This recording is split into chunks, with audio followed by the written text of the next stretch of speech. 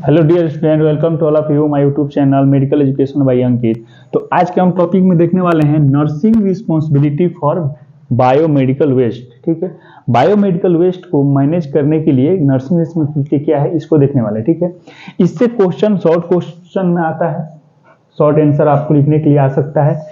Nursing responsibility क्या है biomedical waste management के लिए, ठीक है ना, यह करके आ सकता है, या इसमें या तो इसका डेफिनेशन भी आ सकता है, या इसमें कुछ क्वेश्चन आता है जैसे माइक्रोबायोलॉजी में हाउ टू कंट्रोल इन्फेक्शन। ठीक है ना, तो इससे मिलता जुलता उसमें क्या है आपको कि लिखना पड़ता है, लेकिन इसमें मैक्सिमम देखा गया है कि 5 नंबर या शॉर्ट क्वेश्चन में या कभी कभी 7 नंबर में भी क्वेश्चन ये पूछा जा सकता है। ठीक है ना, तो काफी इंपॉर्टेंट टॉपिक है और काफी इजी भी है। ठीक है, अपने को हॉस्पिटल या किसी वार्ड में आप ड्यूटी कर रहे हैं तो उस टाइम पे बायोमेडिकल वेस्ट को मैनेजमेंट करने के लिए आपको किन किन बातों का ध्यान रखना है उस चीज को अपन समझने वाले हैं। ठीक है, तो इसको समझते हैं। सबसे इसमें पहला पॉइंट हम लिखे हुए हैं, डिसइंफेक्टेंट द कंटामिनेटेड इंस्ट्रूमेंट, ठीक है ना, और equipments its help the minimize the source of infection. ठीक है ना, पहली बात यह है कि डिसइंफेक्टेंट का मतलब क्या होता है। ठीक है ना, infection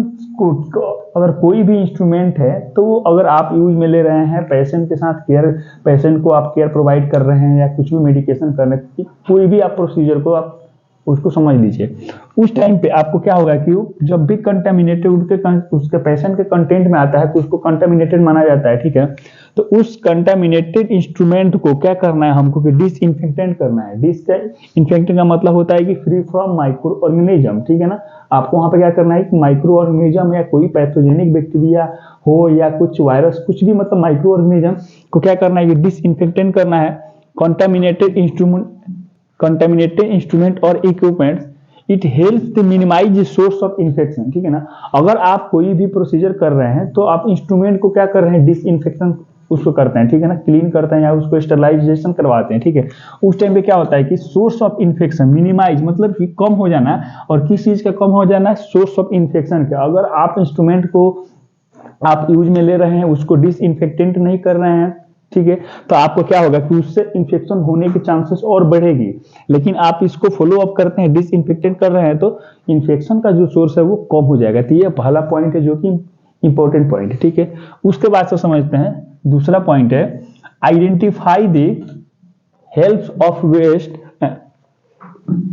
identify the types of waste and their dispose as per colour coding. ठीक है ना, कलर कोडिंग आपको याद होगा, जो भी बायोमेडिकल वेस्ट का कलर कोडिंग होता है, जैसे कि रेड में क्या होता है, प्लास्टिक से रिलेटेड वेस्ट जो भी होता है उसको हम डालते हैं रेड में। येलो में क्या डालते हैं, ब्लड से रिलेटेड वेस्ट जो होता है उसको हम किस में डालते हैं, येलो में डालते हैं। ठीक है, और ब्लू में जो होता है उसमें शार्प हो गए, जैसे कि शीशे कांच से रिलेटेड शार्प जो भी चीज होती है उसको हम किस में डालते हैं, ब्लू में डालते हैं। ठीक है ना, जैसे कि वाइल हो गया, एम्पूल हो गया। ठीक है, और व्हाइट में जो होता है उसमें सिरिंज वगैरह हम डालते हैं। ठीक है, तो यह क्या करना, आपको कलर कोडिंग वाइज आपको आइडेंटिफाई करना है और उसके as per rule, as per colour उसको क्या करना है कि डिस्पोज करना है। उसके बाद से समझिए थर्ड पॉइंट है, ensure about highly contaminated waste. ठीक है ना, हाईली कंटामिनेटेड बोले तो ऐसा कम्युनिकेबल डिजीज जो एक पर्सन से दूसरे पर्सन हो, जो ऐसा कोई पेशेंट मान लीजिए कि आपको वार्ड में मिल जाए जो हेपेटाइटिस बी से पॉजिटिव है या ट्यूबरकुलोसिस से पॉजिटिव है या HIV से पॉजिटिव हो, तो उस पेशेंट से जो भी वेस्ट निकलेंगे उसको क्या बोलेंगे, हम हाईली कंटामिनेटेड के अंदर में रखते हैं। ठीक है ना, इसमें आपको क्या करना है कि स्पेशल तरीके से आपको कुछ खास तौर पे आपको ध्यान रखना है इस चीज का कि जो भी वेस्ट वहां से जनरेट हो रहा है। ठीक है, अब समझिए फोर्थ नंबर क्या है, strictly follow of colour coding of biomedical waste. ठीक है, वही बात है कि आपको क्या करना है कि जो भी क्राइटेरिया के अकॉर्डिंग दिया गया, जैसे आपको बताया कि कलर कोडिंग कौन से वेस्ट किस में डालते हैं, उसको आपको क्या करना है कि स्ट्रिक्टली आपको फॉलो करना है एज पर रूल। ठीक है, देन समझते हैं fifth number point, minimize the unusual waste in a ward और हॉस्पिटल। ठीक है ना, अब हॉस्पिटल में ऐसा नहीं कि आपको जो भी वेस्ट का उसको क्या करना है, कम से कम वेस्ट जनरेट हो।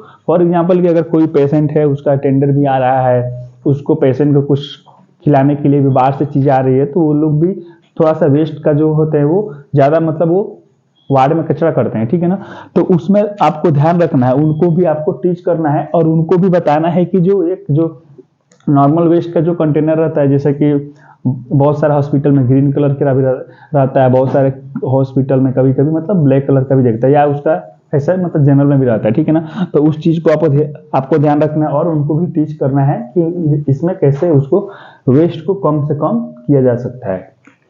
देन पॉइंट है, do not disinfectant incinerable waste incinerable waste, ठीक है ना। अब समझती है, इसका मतलब होता है कि जला देना, ठीक है ना। अगर आप जो देखे होंगे कि जो नीडल आता है या सिरिंज जो आता है, तो उस सिरिंज को क्या होता है कि जलाया जाता है, ठीक है ना। उसको हम डिसइंफेक्टेंट उसको नहीं करेंगे, ठीक है। जैसे कि मान लीजिए आप इंजेक्शन लगाते हैं, ठीक है, और इंजेक्शन लगाने के बाद उसको क्या करते हैं, डिस्पोज करते हैं, ठीक है। अगर निकलने वाला होता है तो जो प्लास्टिक का जो रहता है उसमें मटेरियल रहता है, जो प्लास्टिक वाला पार्ट रहता है उसको आप डाल देते हैं इजीली रेड में डाल देते हैं, और नीडल किस में डालते हैं, व्हाइट वाले में डाल देते हैं, ठीक है।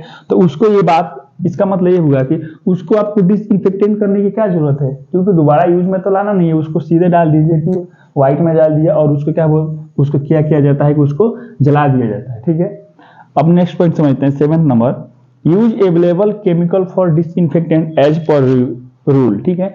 जो भी केमिकल के द्वारा, जैसे कि मान लीजिए स्टरलाइजेशन हो गया, या आपको इजी वे में समझे तो आप अगर थर्मामीटर से अगर बीपी बॉडी का टेम्परेचर भी आप अगर चेक कर रहे हैं, तो उस टाइम पे भी आपको क्या करना होता है कि स्प्रिट या आपको सैनिटाइजर से क्लीन करना होता है, ठीक है, स्पेशली स्प्रिट से। तो जो भी आपके पास अवेलेबल है उससे आप उसको क्लीन करें। अगर आप ऐसा नहीं करेंगे तो एक पेशेंट से दूसरे पेशेंट में क्रॉस इन्फेक्शन होने की चांसेस रहेगी, या नोजोकोमियल या हॉस्पिटल एक्वायर्ड इन्फेक्शन होने की चांसेस रहेगी, ठीक है। इन बातों का ध्यान रखना है। नेक्स्ट पॉइंट है, needle, syringe or other sharp instrument should be placed in puncture proof container, ठीक है ना। यहाँ आप समझिए कि नीडल निकलता है, ठीक है, या उसमें सिरिंज हो गया, कुछ ऐसे भी जैसे कि आते हैं, आपने सिरिंज देखा होगा कि उसमें जो नीडल वाले पार्ट्स होते हैं वो निकलते ही नहीं है, तो उसको कभी भी प्लास्टिक वाला, जैसे कि आपको रेड वाला में नहीं डालना है, वो किस में जाएगा कि व्हाइट में ही जाएगा, ठीक है। अब समझिए, या ऐसा कुछ सर्जिकल ब्लेड हो, शार्प इंस्ट्रूमेंट हो गया, उसको किस में डालना है, puncture proof container. Puncture proof container बोले तो आप ऐसा इंस्ट्रूमेंट या ऐसा जो भी आप इक्विपमेंट यूज करें, जैसे कि सर्जिकल ब्लेड है, पंक्चर प्रूफ उसमें आप डालेंगे तो वो पंक्चर नहीं होगा, उसमें मतलब कि छेद नहीं होगा, पंक्चर नहीं होगा, वो टूटेगा भी नहीं और उसमें से छेद भी नहीं होगा। वो ऐसा बनाया गया है उसका स्ट्रक्चर कि उसको हम क्या बोलते हैं, पंक्चर प्रूफ, ठीक है। उसमें टूटने उठने वाली बात नहीं है, ठीक है। तो इसमें आपको खासकर ध्यान रखना है कि कभी भी गलती से सिरिंज या कोई भी शार्प जो इंस्ट्रूमेंट है वो कभी भी रेड वाले में नहीं जाए, ठीक है, और या येलो वाले में नहीं जाए। वो किस में जाएगा, कहीं ना कहीं। अगर सिरिंज होगा तो आपको व्हाइट वाले में डालना है, और सर्जिकल ब्लेड हो गया या और कुछ शार्प इंस्ट्रूमेंट होगा तो उसको किस में जाना है, उसको ब्लू में जाना है। जैसे कि शीशे की चीजें हो गई, कांच की चीजें, वायल और एम्पुल वगैरह हो गई, ठीक है। तो यहाँ तक क्लियर है। अब समझते हैं, 40% needle stick injury use to resheathing so don't do it, ठीक है ना। इसका मतलब ये हुआ कि अगर आप कभी इंजेक्शन लगाते हैं तो कुछ जो उसका कैप रहता है ना, तो उस कैप लोग ऐसे लगाते हैं, ठीक है। देने के बाद से आपको ऐसे नहीं लगाना है।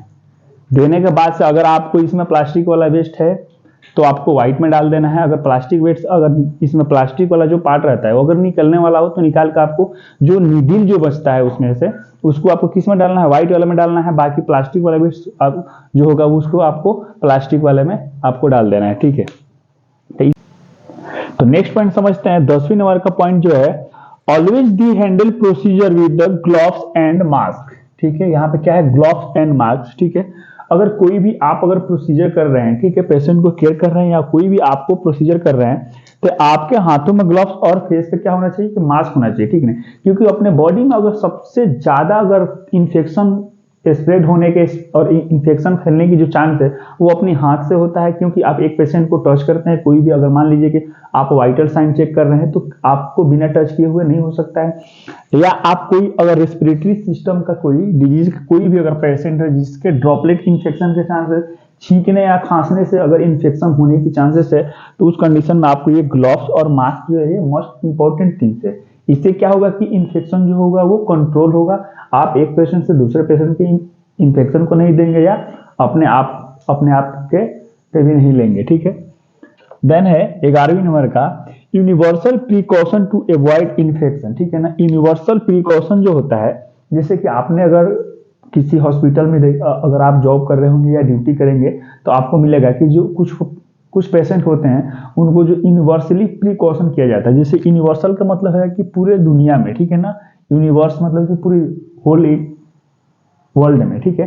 तो अगर मान लीजिए हेपेटाइटिस का आपने देखा होगा पेशेंट, तो उसके जो फाइल होता है, ठीक है, मेडिकल का रिपोर्ट का जितना भी फाइल होता है उस पे यूनिवर्सली प्रिकॉशन का उस पे क्या रहता है कि उसमें इंडिकेशन रहता है, ठीक है ना। आपको उस फाइल को देख के आपको समझ जाना है कि जो पेशेंट है इसके साथ में हमको क्या रखना है, यूनिवर्सल प्रिकॉशन रखना है। क्योंकि ये इससे क्या होगा कि मान लीजिए कि कोई ज्यादा हाईएस्ट इन्फेक्शियस है, HIV पॉजिटिव भी पेशेंट है, तो आपको उससे समझ में आ जाएगा कि ये क्या रखना है, आपको यूनिवर्सल प्रिकॉशन रखना है उस पेशेंट के साथ में, ठीक है। देन है नेक्स्ट पॉइंट है make the provision proper segregation. Segregation का मतलब क्या होता है, अलग अलग करना है, ठीक है। हैंडलिंग करना है and transportation of biomedical waste, ठीक है ना। अगर जो भी वेस्ट निकल रहा हो, जनरेट हो रहा है पेशेंट के पास से, आपको केयर या किसी भी प्रोसीजर के टाइम पे, उस टाइम पे आपको क्या करना है कि प्रॉपर वे में उसको सेग्रीगेट करना है, ठीक है। सेग्रीगेट मतलब अलग अलग, और उसको हैंडल करना है, ठीक है। उसके बाद से है ये ट्रांसपोर्टेशन, ठीक है ना। ऐसा नहीं कि आपके वार्ड में ही बहुत काफी टाइम से जो वेस्ट है, बायोमेडिकल जो वेस्ट है वो पड़ा हुआ है, ठीक है। उसको वेस्ट जो हॉस्पिटल या वार्ड से है जो, उसको फाइनली ट्रीटमेंट के लिए क्या करना है, फर्दर आगे ही भेजना है। बायोमेडिकल वेस्ट की जो गाड़ी आती है उसमें क्या होना है कि आपको भिजवाना है। तो ये सारे क्या हो गया कि ये नर्सिंग रिस्पॉन्सिबिलिटी हो गया। अब समझिए कि आपको क्वेश्चन कैसे आएगा। शॉर्ट नोट्स करके क्वेश्चन आता है बायोमेडिकल वेस्ट में नर्सिंग रिस्पॉन्सिबिलिटी। तो आपको ये जैसे पॉइंट वाइज लिखना है, तो अप्रॉक्स हमने कितना 12th पॉइंट देखे हुए हैं, ठीक है। तो 12th पॉइंट के अंदर आपको अच्छे से 5 नंबर में आपको यहाँ से मिल सकता है, ठीक है। इजीली अगर अच्छे से आपको लाइन वाइज लाइन लिखे, ऐसा आपने एक कंटिन्यूटी में पैराग्राफ करके नहीं लिखे, ऐसा लाइन वाइज लाइन करके पॉइंट वाइज पॉइंट करके लिखे तो अच्छा मार्क्स गेन होगा। तो फिर मिलते हैं नेक्स्ट वीडियो में। आज का वीडियो मेरा रहा nursing responsibility about biomedical waste या बायोमेडिकल वेस्ट मैनेजमेंट के ऊपर, ठीक है। नेक्स्ट वीडियो में फिर देखते हैं। वीडियो कैसा लगा, अच्छा लगा हो तो वीडियो को जरूर लाइक करें और अपने फ्रेंड्स के साथ जरूर शेयर करें। और कोई भी आपको डाउट्स लगा तो जरूर आप कमेंट्स करें, फीडबैक जरूर दें वीडियो का। फिर मिलते हैं नेक्स्ट वीडियो में। आज के लिए इतना ही, धन्यवाद।